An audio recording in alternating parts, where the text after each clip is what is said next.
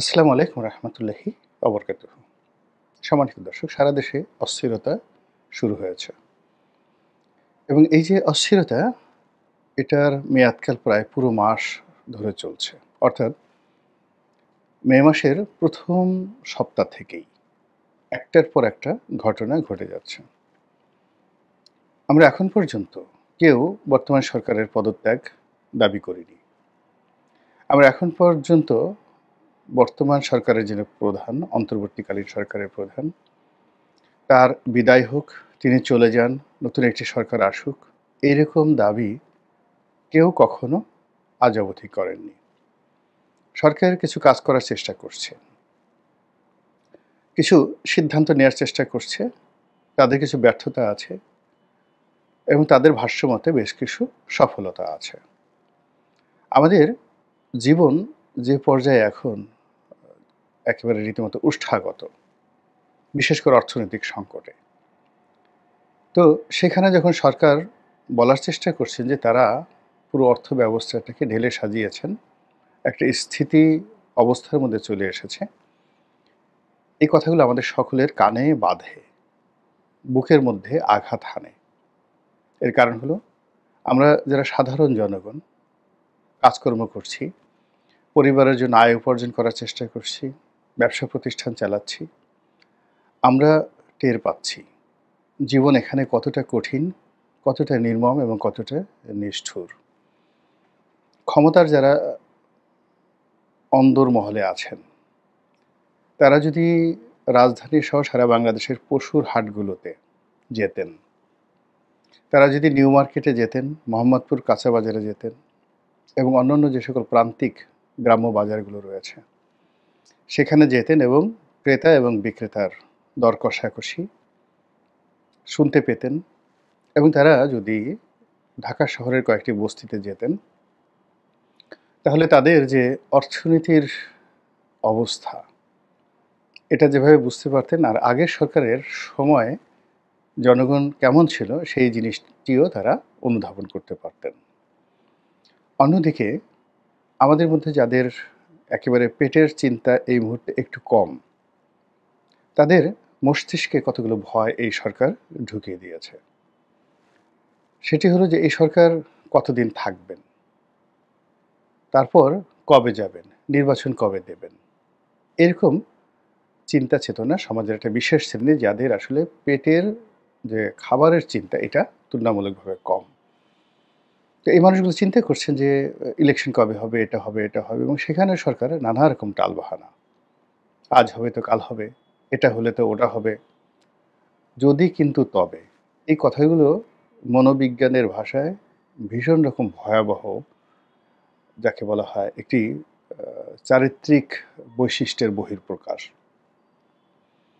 কোনো মানুষ দেখবেন যে কথায় কথায় এরকম, যেমন এরকম হাত ঝুলাচ্ছে, এরকম করতেছে, এরকম করতেছে, এরকম করছে, এই মানুষগুলো থেকে সবসময় দূরে থাকবেন।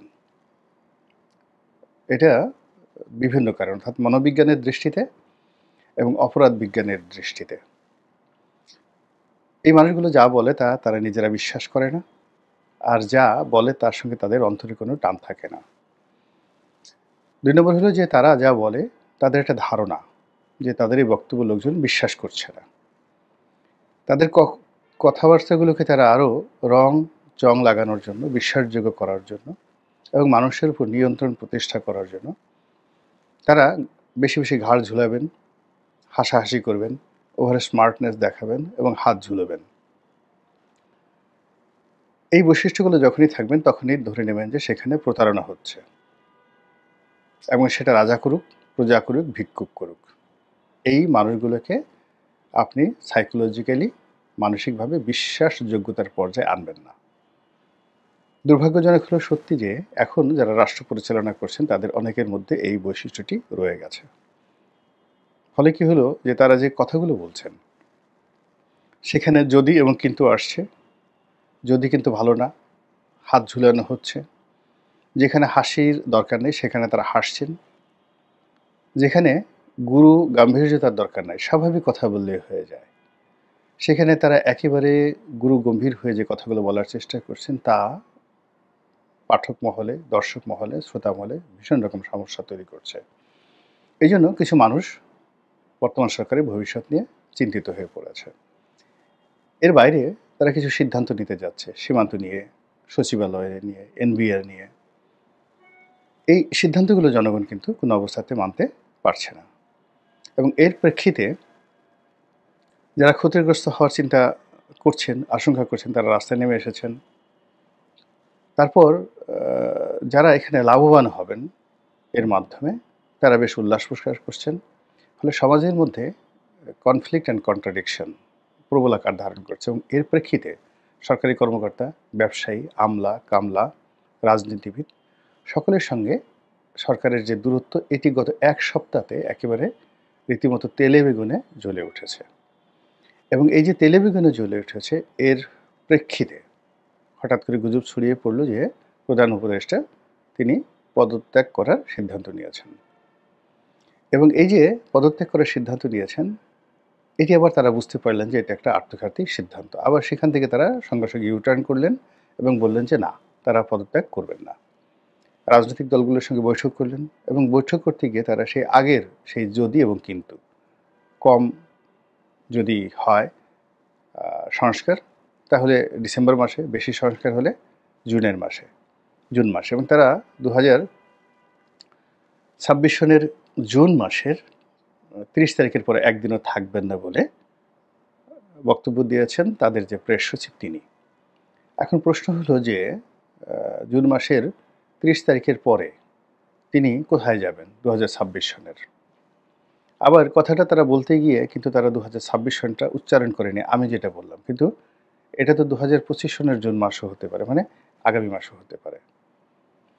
এবং তারা যে কথাটি বলে ফেলছেন যে মুখ ফসকে, যে জুন মাসের 30 তারিখের পরে ডক্টর মোহাম্মদ ইউনূস একদিনও থাকবেন না, এবং সেখানে তারা সন উচ্চারণ করেননি। এবং এটা যদি প্রকৃতি খেলে দেয় এখানে, যে ঠিক আছে বাবা, তুমি যখন 2026 সন বলনি, তো এই জন্য 2025 সনই তোমাকে আমরা বিদায় জানালাম। এভাবে আসলে অনেক কিছু বাংলাদেশে ঘটছে এবং অনেক কথাবার্তা হচ্ছে। মূল ব্যাপার হলো যে এই যে 30শে জুন, সেটা 2025 হোক কিংবা 2026 হোক, এই সময়টিতে তারা যে আছেন, তারা যে থাকবেন, এই প্রতিটা মুহূর্ত জাতির জীবনকে আনন্দময় করে তুলবেন, নাকি তারা অতিষ্ঠ করে তুলবেন, নাকি বর্তমান যে সমস্যাগুলো রয়েছে এগুলো সমাধান হবে, অথবা এগুলো গণবিস্ফোরণে পরিণত হবে। এই বিষয়গুলো নিয়ে খোলামেলা আলোচনা যেভাবে চলছে, তাতে প্রায় প্রতিটি দিন সরকারের জন্য অস্বস্তিকর, অবমাননাকর, এবং যাকে বলা হয় সরকার ক্রমশ নিয়ন্ত্রণহীন হয়ে পড়ছে। এভাবে একটা দেশ চলতে পারে না। মহান আল্লাহ আমাদের সবাইকে হেদায়েত দান করুন এবং হেফাজত করুন। আসসালামু আলাইকুম ওয়া রাহমাতুল্লাহি ওয়া বারাকাতুহু।